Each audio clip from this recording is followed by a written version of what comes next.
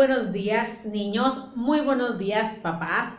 Los saluda la maestra Lisbeth, esperando se encuentren con excelente ánimo y con muy buena salud. Bienvenidos a la sesión del día de hoy, martes 2 de marzo del 2021. Quiero darles las gracias por todo el esfuerzo que muestran día a día para realizar sus actividades. Aunque yo sé que no es fácil, sé que día a día hacen el intento por realizarlas de manera correcta y se esfuerzan al máximo. Hay que seguir así, por favor. En la sesión del día de hoy estaremos trabajando en la primera actividad con tu materia de Ciencias Naturales y necesitarás tu libreta y tu libro de Ciencias Naturales. En la actividad 2 estaremos trabajando con matemáticas y tú necesitarás tu guía aplicados. En la actividad número 3 trabajaremos con tu materia de Geografía y necesitarás también tu libreta de Geografía y tu libro de Geografía si tú lo requieres.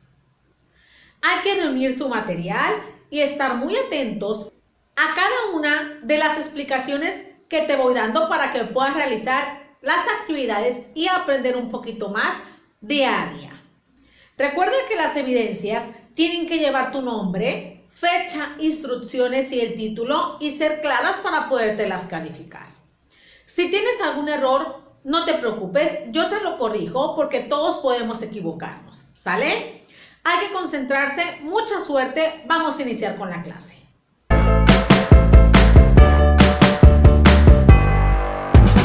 Bien, niños, vamos a iniciar con tu actividad 1 en tu materia de Ciencias Naturales y tú vas a necesitar tu libreta de Ciencias Naturales y tu libro de Ciencias. Vamos a iniciar con el tema propagación del sonido. Antes de empezar la clase, quisiera realizarte algunas preguntas. ¿Te has preguntado por qué escuchamos los sonidos de manera clara? ¿Te has preguntado qué es el sonido y cómo llega al cerebro? ¿O cómo es que el cerebro identifica el tipo de sonido que estamos escuchando? Bien, hay que estar atentos porque ahorita te lo voy a explicar. En nuestra vida, todos los seres humanos vivimos rodeados de sonidos, ya sea al escuchar el ruido del agua cuando cae, el ruido de la lluvia, de los carros, del refrigerador, etc.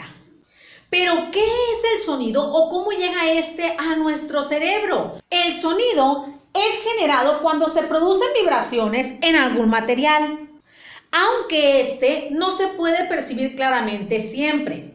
Por ejemplo, cuando nosotros le pegamos a algún recipiente de plástico, escuchas un sonido, ¿verdad? Y ese es generado por vibraciones.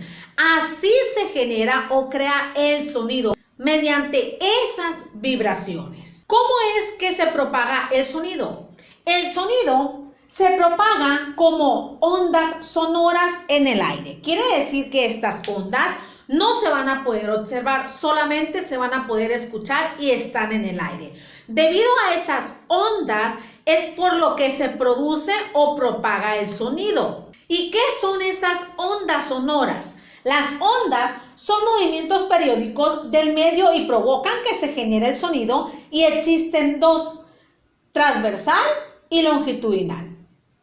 El sonido es un ejemplo de estas ondas, pero transversales. Por eso es que nosotros podemos escuchar. El sonido también puede viajar de manera lenta o de manera rápida. ¿Pero de qué depende su velocidad? Esto va a depender si nosotros tenemos algún material sólido o algún material líquido gaseoso. De esa estructura de la materia va a depender si el sonido es rápido o es lento. Cuando el sonido se produce en algún objeto sólido, va a ser rápido. Si el sonido se produce en algún material líquido o gaseoso, va a ser lento. Por ejemplo, si nosotros tocamos un tambor, estamos tocando un objeto sólido, quiere decir que el sonido va a ser rápido. Si nosotros dejamos caer una piedra al agua, el agua es un material líquido. Eso quiere decir que el sonido va a ser lento. Por ejemplo, podemos escuchar distintos tipos de tonos: débil, fuerte, grave, agudo y medio. Un ruido fuerte es el sonido más elevado y un sonido débil es el de más baja intensidad. Como les digo, esto va a depender del estado de la materia, si es sólido, líquido o gaseoso. De eso va a depender la intensidad del sonido, así como también los tonos que podamos escuchar. Esta intensidad del sonido, ustedes se preguntarán, ¿cómo se mide? Su unidad de medida son los decibeles. ¿Qué significan decibeles? Esto es la intensidad que tiene un sonido, ya sea que éste se encuentre en el más fuerte o en el más débil. Mientras más fuerte sea este sonido, va a ser de mayor decibeles. Mientras más débil sea el sonido, va a ser de menor decibeles. En México existe una legislación en la que marcan la tolerancia de estos decibeles. Por aquí les voy a estar mostrando una tabla. Ahí te indica cuál es la intensidad en decibeles más adecuada para nuestro sistema auditivo. Por eso, niños, es necesario que nosotros cuidemos esta intensidad de decibeles, ya que si nosotros escuchamos un sonido en alta intensidad, podemos dañar nuestro sistema auditivo. Por eso hay que seguir las recomendaciones de esta legislación sobre los decibeles adecuados para nuestro sistema auditivo. Ustedes también se preguntarán cómo llega el sonido al cerebro o cómo hace el cerebro para identificar el sonido. Primero hay que aclarar que el órgano que nos ayuda a identificar el sonido es el oído junto con el cerebro.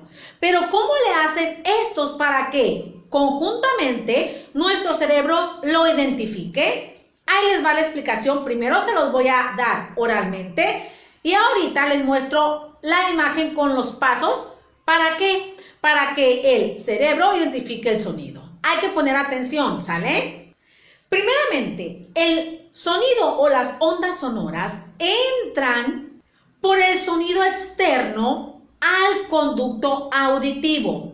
Una vez que están en el conducto auditivo, estas van a chocar en el tímpano. Cuando ya chocaron en el tímpano, lo hacen vibrar. El tímpano es una partecita de nuestro oído que parece tambor. Cuando este vibra, transmite estas vibraciones a los 3 huesitos que están en el oído medio. ¿Cuáles son esos 3 huesitos? El martillo, el yunque y el estribo. Esas vibraciones del tímpano van a llegar a esas partes del oído medio. Y después de ahí se van a ir al oído interno. Una vez que estén en el oído interno, la parte del oído llamada cóclea las va a transformar en energía eléctrica. Esas vibraciones van a ser transformadas por la cóclea en energía eléctrica. Una vez que estén convertidas en esa energía, van a pasar al cerebro y es cuando éste identifica el sonido, es cuando nosotros podemos escuchar. Ese es el proceso mediante el cual el cerebro identifica el sonido y cada uno de nosotros, los seres vivos, podemos escuchar. Te muestro el procedimiento mediante esta imagen. Las ondas sonoras van a entrar por el oído externo a través del conducto auditivo. Estas chocarán con el tímpano, el cual parece un tambor, y lo van a hacer vibrar. El tímpano transmite esta vibración a los 3 huesitos del oído medio, el cual es el martillo, el yunque y el estribo. Y de ahí se van al oído interno, donde la cóclea transforma esas vibraciones en energía eléctrica. Y es cuando el cerebro lo identifica como sonido. Aunque se ve algo confuso, este proceso es necesario para que cada uno de nosotros identifique el tipo de sonido que escuchamos día a día. Como se podrán dar cuenta, el sonido es algo muy importante para la vida de cada uno de nosotros, porque a través de este nosotros podemos escuchar a otras personas, podemos escuchar el sonido del carro, de una puerta, de la lluvia, etc. Y esos sonidos son indispensables para que nosotros podamos realizar nuestras actividades diarias. Por eso es importante que cuidemos el órgano del oído. ¿Para qué? Para que podamos escuchar y que nuestro sistema auditivo esté sano. Debemos de evitar escuchar sonidos con alta intensidad de decibeles. Recuerden la tabla que les mencioné, esos son los decibeles normales para que nosotros escuchemos el sonido y que nuestro sistema auditivo no se dañe. Porque recuerden que podemos llegar a la sordera, así que mejor hay que cuidarnos. ¿Sale, niños? Hasta aquí llegó el tema propagación del sonido. Espero estas explicaciones te sirvan para que puedas realizar la siguiente actividad. Para iniciar esta primera actividad, te ubicarás en tu libreta de Ciencias Naturales. En el punto número 1 vas a unir con línea de colores la intensidad de cada uno de los sonidos que se te indican. En el punto número 2 vas a completar el texto con las palabras que ahí se te muestran. Puedes apoyarte en tu libro de Ciencias Naturales, página 111. Tómate el tiempo que tú requieras para realizar esta actividad. Recuerda colocar título, instrucciones, fecha y tu nombre. Una vez que la termines, nos pasaremos a la actividad número 2.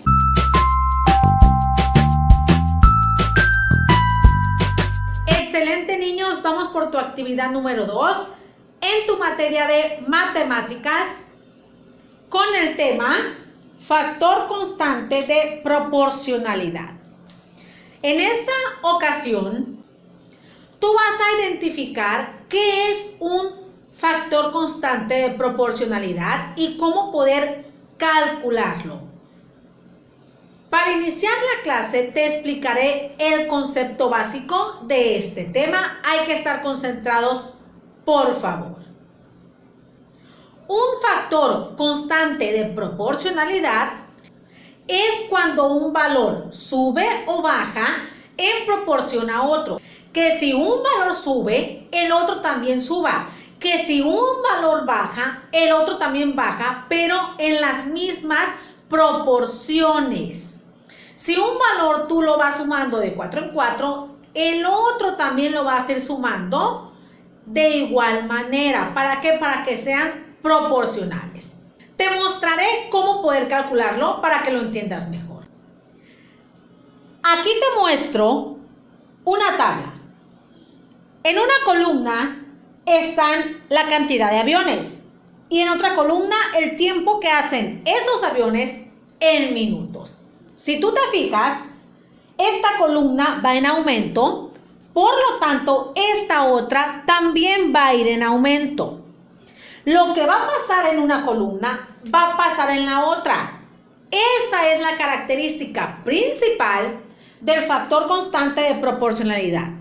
Que lo que pasa en una columna va a pasar en el otro lado. ¿Cómo le vamos a hacer nosotros para calcular el factor constante de proporcionalidad de esta tabla? Lo primero es que vamos a identificar el valor unitario.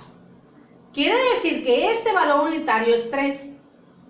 Quiere decir que aquí 3 aviones hacen el tiempo de 30 minutos. ¿Sale? Ahora, el segundo valor es 6 aviones y hacen 60 minutos. Ahora, ¿cómo le hicieron aquí para calcular el segundo valor?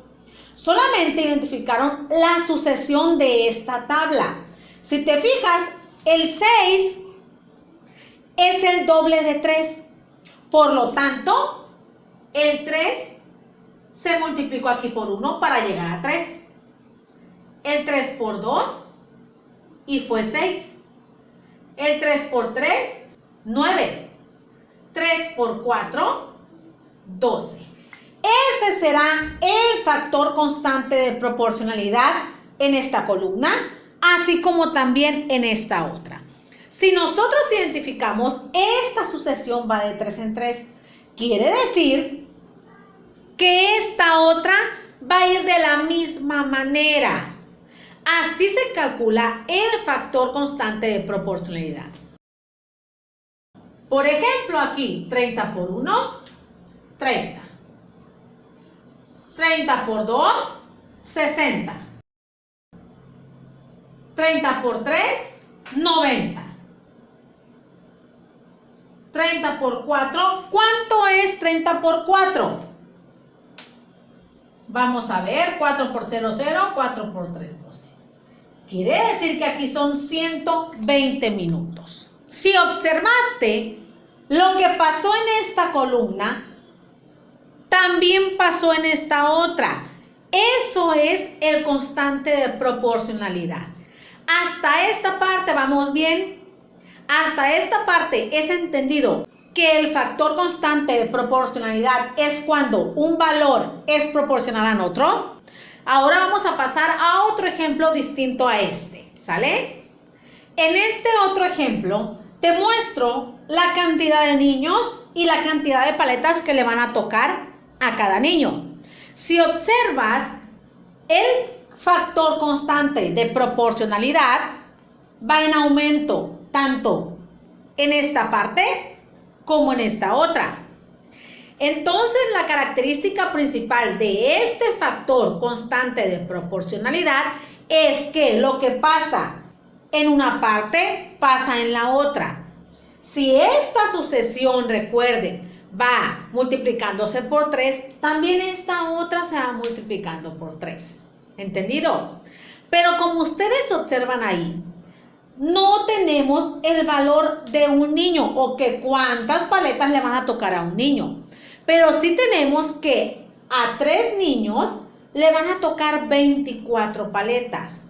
Quiere decir que con estos dos valores nosotros vamos a calcular las paletas que le tocan a un niño y posteriormente calcular lo demás.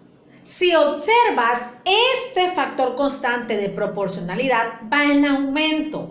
Aumenta arriba, por lo tanto tiene que aumentar abajo. Pero ¿cómo le vamos a hacer nosotros para calcular el valor de 1? Lo que vamos a hacer es dividir 24 entre 3. Y el resultado de esta división será lo que le toque a un niño.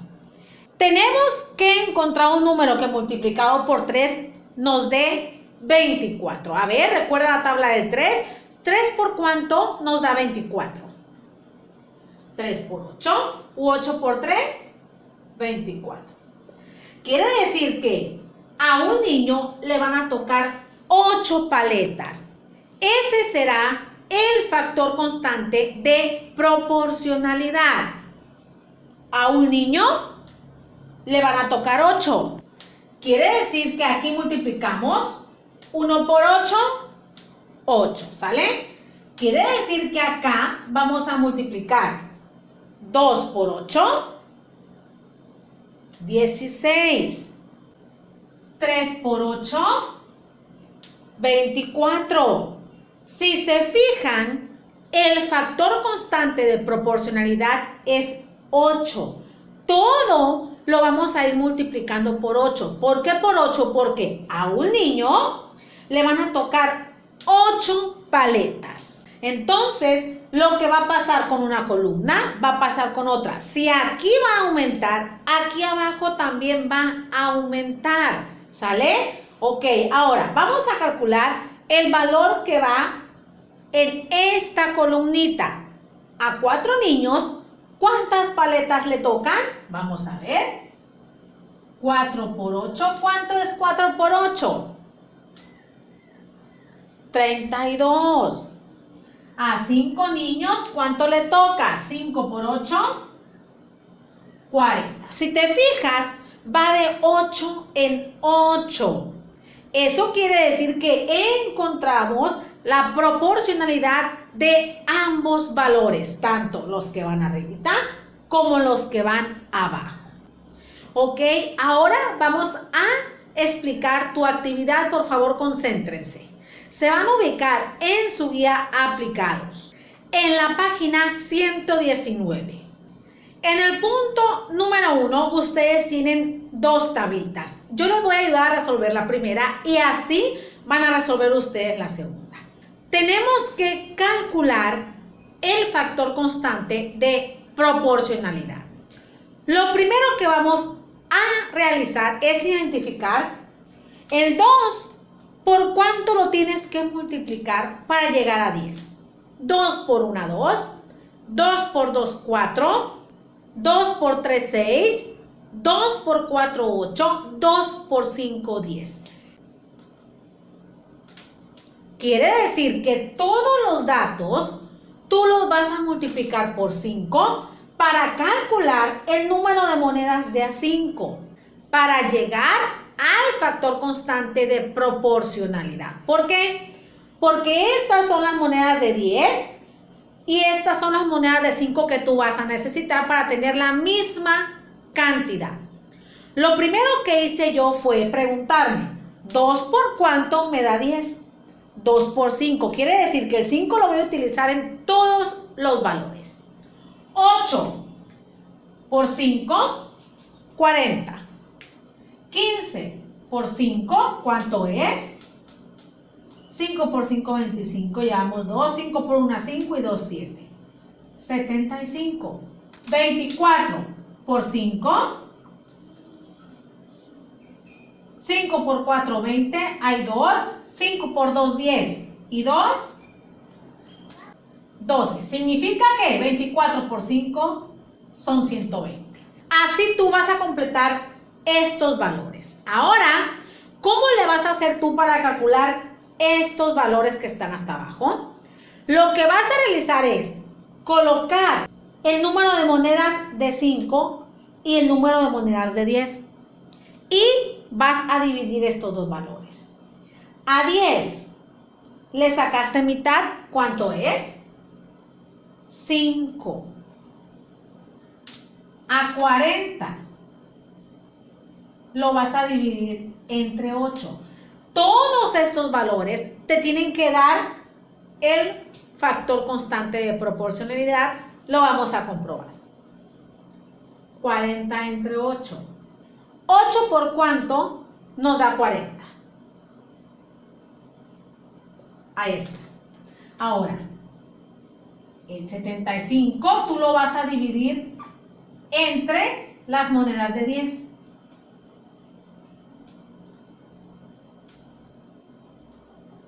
Vamos a encontrar un número multiplicado por 15 que nos acerque a 75. 30, 15 por 3, 45. 15 por 4, 15 por 5, ok, es igual a 5. Y al final, el 120 también lo vas a dividir entre el valor que está arriba, 24 entre 120. Se supone que tiene que salir el mismo también. Vamos a ver.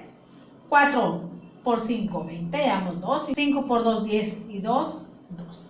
Quiere decir que 120 entre 24 es igual a 5. Si te fijas, el factor constante de proporcionalidad es 5. Así ustedes lo realizarán en la segunda tabla, pero ojo, no va a ser 5, ¿por qué? Porque va a ser distinto, pero lo primero que van a hacer ustedes es preguntarse, este número multiplicado, ¿por qué otro nos va a dar este valor? Yo así lo realicé. Primero, 2 por cuánto nos dio 10 por 5. Quiere decir que todos estos los multiplico por 5. Y después, cuando ya saqué el resultado, dividí estos dos valores, los cuales también me tenían que dar 5, para que estuviera correcto, porque 5 fue el factor constante de proporcionalidad. Así completarán ustedes la segunda tabla. Ahora pasamos al punto número 2. En el punto número 2 van a dibujar dos triángulos proporcionales a este que está aquí. Quiere decir que le van a sacar el doble y el triple a este triángulo que está acá. Por ejemplo, tienen que reproducirlo dos veces, uno al doble y otro al triple. ¿Cómo le podemos hacer? Lo van a realizar de la siguiente manera. Si este triángulo mide 3 aquí, el doble de 3, ¿cuánto es? 6. Quiere decir que el triángulo siguiente tiene que medir 6 de base. Y de altura tiene que medir también el doble. ¿Cuál es el doble de 4? 8. Quiere decir que el segundo triángulo tiene que medir de base 6 y de altura 8 porque es el doble de esto. Para sacar el triple tenemos que multiplicarlo por 3. Si esta base mide 3 por 3, ¿cuánto es? 9. Quiere decir que el tercer triángulo tiene que tener de base 9 cuadritos. Y de altura, si esta altura mide 4, 4 por 3, ¿cuánto es? 12. Quiere decir que el tercer triángulo de altura tiene que medir 12. ¿Para qué? Para que sea una proporción de este triángulo que está aquí. Así pueden calcular el doble y el triple de este triángulo y elaborarlo en esa cuadrícula que les muestran ahí. Esta sería su segunda actividad. Tómense el tiempo que ustedes requieran para realizarla. Una vez que la terminen, nos vamos a pasar a la actividad número 3.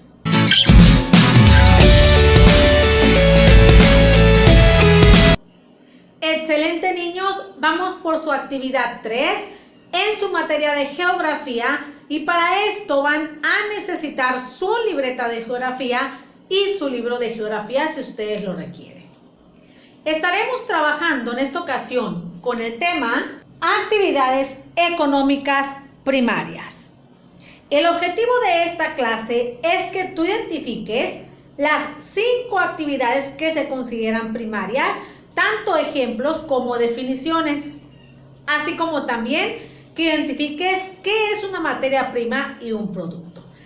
Antes de iniciar la clase quisiera hacerte algunas preguntas. ¿Sabes por qué son consideradas actividades económicas? ¿Sabes por qué se consideran actividades económicas primarias? ¿O qué son las actividades económicas primarias?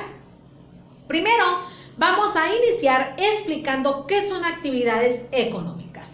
Las actividades económicas son todas aquellas formas mediante las cuales se vende o se produce algún producto o algún servicio con el fin de satisfacer las necesidades de los seres humanos o hacer un bien común. Por eso se le consideran actividades económicas, porque nos ayudan a satisfacer nuestras necesidades. Todo esto mediante la transformación de la materia prima y del producto. Pero ¿por qué son consideradas algunas solamente actividades económicas primarias? Estas se denominan así debido a que incluyen la explotación de recursos naturales considerados materias primas y después estos recursos son transformados en productos. Esto con el fin de satisfacer nuestras necesidades. Por eso se consideran actividades económicas primarias, porque se extraen recursos naturales de esas actividades y posteriormente se convierten o se transforman en productos. Y esos productos nos van a servir a nosotros ¿para qué? Para alimentarnos, para vivir el día a día. Por eso se dice que satisfacemos nuestras necesidades básicas. Esa es la definición principal de actividades económicas primarias. Nosotros tenemos 5 tipos de actividades económicas primarias: la ganadería, la agricultura, la pesca, la minería y la explotación forestal. Voy a explicar una a una su definición, algunos ejemplos de estas para que ustedes la puedan identificar. Hay que estar concentrados porque ustedes van a ocupar de esto para realizar la actividad. Primeramente tenemos a la ganadería.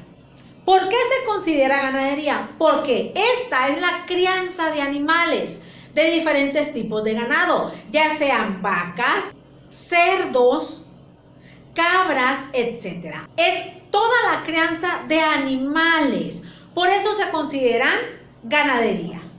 En la ganadería se crían estos animales domésticos y posteriormente se vende el producto que se extrae de estos animales. De la ganadería nosotros podemos obtener diferentes recursos o materias primas, por ejemplo la leche, los huevos, entre otros recursos naturales. Y estos recursos naturales posteriormente son transformados en productos y esos productos nos sirven a nosotros para sobrevivir. Por ejemplo, la leche la convierten en queso. También mediante la carne de puerco se hacen salchicha, jamón, etc. Acuérdense que los recursos naturales que se extraen son considerados materias primas porque son los recursos sin transformarlos. Cuando ya estos se transforman, son considerados productos y estos productos sirven para satisfacer nuestras necesidades. En la ganadería hay 3 tipos: autoconsumo, intensiva y extensiva. ¿Por qué se le conocen así? Bueno, la ganadería autoconsumo se conoce así porque en esta las familias las practican para alimentarse solamente. Estas personas no crían al ganado para vender los productos, no. Estos la crían para sacar recursos para ellos mismos, para su familia, por ejemplo, la leche, los huevos, etc. Y esos alimentos lo utilizan nada más para alimentarse ellos mismos. Por eso se le llama autoconsumo. La siguiente es la intensiva. ¿Por qué se le considera intensiva? Porque aquí los animales son creados en establos, pero en estos establos intervienen aparatos tecnológicos. ¿Esto para qué? Para aumentar la producción de productos. Por ejemplo, a algunas vacas las meten en establos y ahí se les dan alimentos procesados. ¿Para qué? Para que se reproduzcan más rápidamente y se obtengan más productos de esas vacas. Por eso se le conoce intensiva, porque se utiliza la tecnología o la industria para alimentar a ese tipo de ganado. Y finalmente tenemos la extensiva. ¿Por qué se le conoce extensiva? Porque aquí el ganado se alimenta de pasto y el ganado se encuentra distribuido en grandes extensiones de terreno al aire libre. Y estas extensiones permiten que estos animales se alimenten de lo que ellos observan en esa superficie, en ese terreno. Por eso se llama extensiva, porque están al aire libre, donde ellos quieran andar y alimentarse de lo que ellos puedan alcanzar. A eso se debe el nombre de extensiva. Como se dan cuenta, nosotros de la ganadería podemos obtener diferentes materias primas para después convertirlas en productos necesarios para nuestra vida. La siguiente actividad económica primaria es la agricultura. Esta es el aprovechamiento del suelo para obtener frutos, semillas, flores, etc. Todo esto mediante diferentes técnicas y procedimientos para poder cosechar y producir diferentes tipos de alimentos. Por eso es muy importante para nuestra vida diaria, porque a partir de la agricultura nosotros tenemos alimento para nuestro día a día. Para que ésta se lleve a cabo, se necesita suelo fértil, así como también agua. De la agricultura nosotros podemos obtener la materia prima como tomate, cebolla, papa, etc. Y esa materia prima después es transformada en producto. Y ese producto nosotros lo consumimos. ¿Para qué? Para alimentarnos. Por ejemplo, el tomate, cuando se transforma o cuando lo convierten a otro producto, podemos obtener la salsa de tomate. Y esa a algunas personas les agrada mucho. La agricultura en nuestro país es de demasiada importancia, ya que en muchos estados de la República es la actividad base para el sustento de las familias. Entre la agricultura tenemos 3 tipos: temporal, de riego y de subsistencia. La temporal se llama así porque aquí solamente se cosecha en tiempos de lluvias. ¿Por qué? Porque no hay un sistema de riego con el cual se puedan regar esas cosechas. Por lo tanto, se cosecha una vez al año en tiempo de lluvias, porque depende del tiempo en el que se vaya a cosechar, y se tiene que cosechar en tiempo de lluvias. La siguiente es la agricultura de riego. Esta se llama así porque cuenta con un sistema de riego artificial. Aquí no depende de qué tanto llueve en el año, no, aquí se elabora un sistema y este va a permitir regar esa cosecha. Por lo tanto, se va a poder cosechar hasta 2 veces por año, a diferencia de la temporal. Y finalmente tenemos la de subsistencia. Esta es parecida a la de autoconsumo de la ganadería. ¿Por qué se le conoce como subsistencia? Porque aquí las personas solamente cosechan para alimentar a sus familias, para cubrir solamente las necesidades del agricultor. No vende los productos ni los comercializa, no. Solamente con esos productos que ellos cosechan, alimentan a su casa, nada más. Por eso se le conoce como subsistencia. La tercera actividad económica primaria tenemos a la pesca. Esta es cuando se extraen y capturan animales marinos como camarón, pescado, pulpo, atún, etc. Se lleva a cabo para conseguir o capturar animales del mar, lagos, ríos. Como se dan cuenta, esa materia prima que se está capturando en el mar, en el río o en el lago, nos sirve a nosotros para alimento cuando éste se transforma o incluso así de forma natural. Aquí en nuestra entidad Mazatlán, esta actividad económica primaria es muy importante ya que es el sustento de varias familias. Siguiendo con las actividades económicas primarias, tenemos a la minería.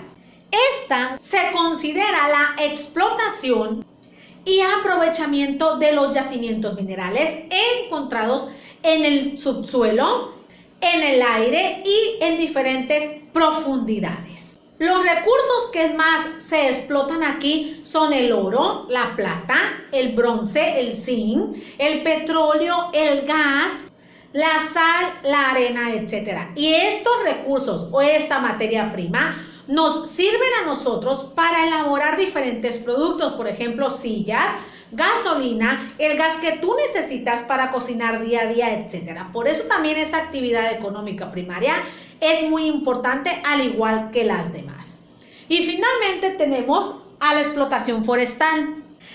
Esta consiste en el aprovechamiento de los recursos maderables y no maderables de los bosques, de las selvas y de los matorrales. De aquí se extraen, como les digo, productos maderables como es la madera y también productos no maderables como son raíces, tallos, gomas, etc. De este tipo de actividad económica primaria, nosotros podemos crear diferentes productos, por ejemplo, sillas de madera, libretas para utilizar en nuestra escuela, mesas, etcétera. Por eso es muy importante también cuidar estas áreas forestales.